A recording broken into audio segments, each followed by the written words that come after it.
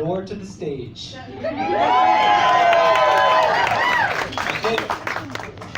And now I'm here to tell you a true story. So after college, I was living in Thailand, and one summer my little sister decided to come and visit me, and we're really close, and she was 20 at the time, and she'd never flown out of Florida by herself, where I was raised, let alone never been to Asia. So being her older brother, I wanted her to have this adventure, or I really wanted her to have something that she can go home and tell her friends about and be really cool. So we chose to go to Laos, right next to Thailand. And when we got there, we were planning our trip for the rest of the week, and we saw this brochure. It was for an eco-retreat, which is basically a bunch of bungalows in the middle of the Lao jungle. So we could have a story there.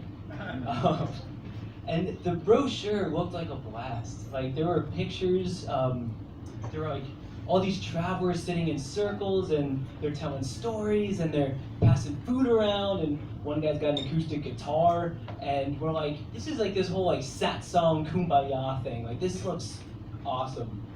So we do it.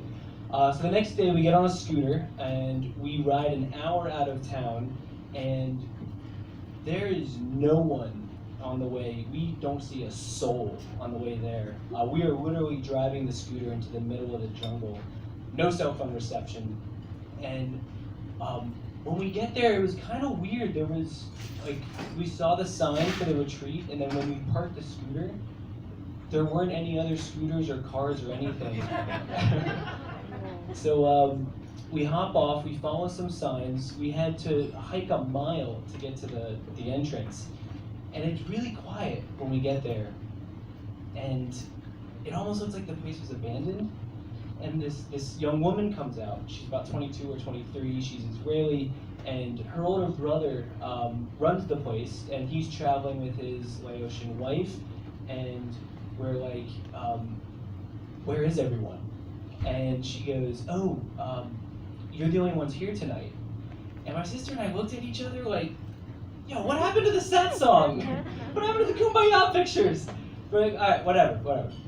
So we had a really nice day. The girl, she took us out to these secret swimming holes and to these waterfalls and these pristine hikes. And that night she cooked us this dinner. And I remember looking over at my little sister, and she's just kind of peacefully sitting there. And I was like, wow, this is paradise. This is really nice. And then things got weird. So we said goodnight. The girl went her way, we went ours, and it was a huge property.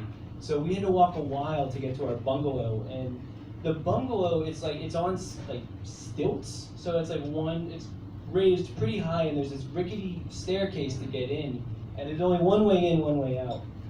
And when we got into the bungalow, for some reason these cats followed us. They were living on the property, and they were kind of chill. They were with us in dinner, and they were pretty chill. And then when they got into the room, they had this frenetic energy. It was really bizarre. So I laid down, and there's a dream catcher that's sitting that's on the wall next to me.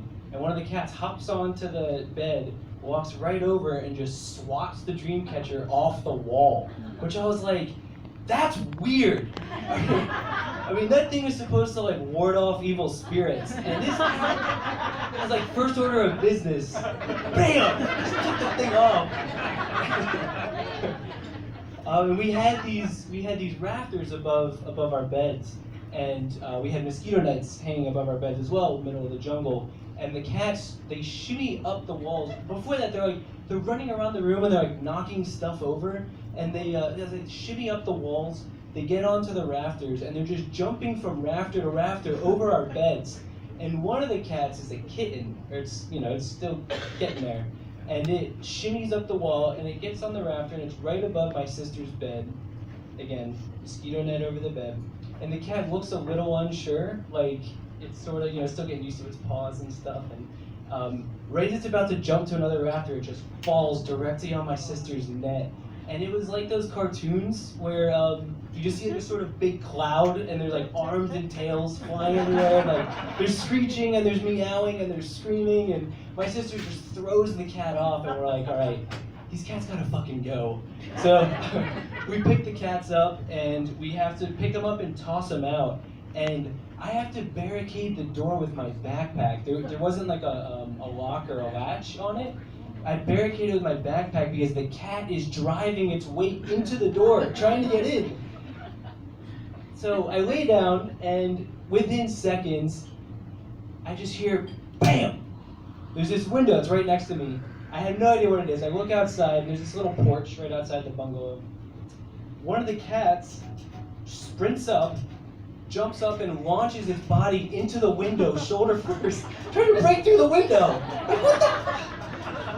As that's happening, I look over to the front door, and one of the cats jammed its paw underneath the frame, and it's like wiggling the paw around, like that alien in Signs. And it was just mayhem for a few minutes. And we're like, let's just leave him alone and let it die down. And we did, and the cats stopped.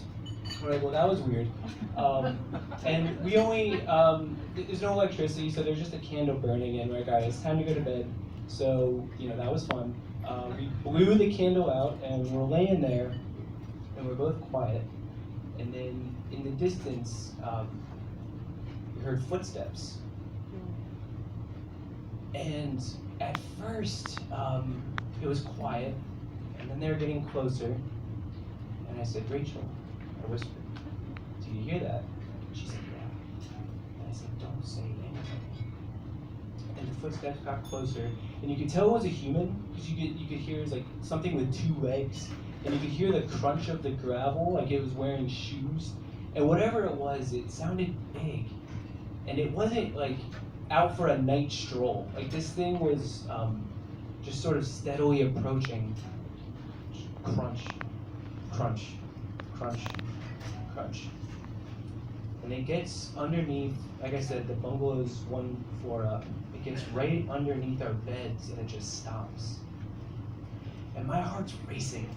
So I'm like, all right, I look over, here's my little sister, she's 20 years old. I'm no, Hercules. I'm no, warrior. I've never bludgeoned someone in the head before. My heart's pounding. I'm doing this sort of mental inventory of the room. I'm like, all right, so there's a lock over there. Okay, good. I've got a flashlight. There's a broom in the corner. If I hear this thing get on the stairs, I'm just gonna go behind the door and bash it, I guess.